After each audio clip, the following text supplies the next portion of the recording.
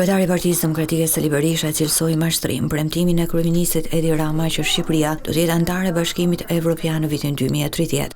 Në një konferencë me gazetarët, Berisha deklaroi se qeveria socialiste ka qenë në vitin 2017 që feston hapjen e negociatave, edhe pse vetëm pak muaj më parë faktikisht bisedimet për anëtarësim u çelën. Shiko ku e ka mashtrimin. Ai e din, ai nuk thot dot në vitin 2029. Jo, se di që s'do ndodh. Por e çon vitin 2013 për te mandatit që përpiqet të grabis vetëm për të mashtruar shqiptarët. Kur unë kam deklaruar këtu para jush dhe para botës se Shqipëria nuk plotëson asnjë kriter përveç kriterit gjeostrategjik, e kam bërë këtë me përgjegjësinë më të plotë.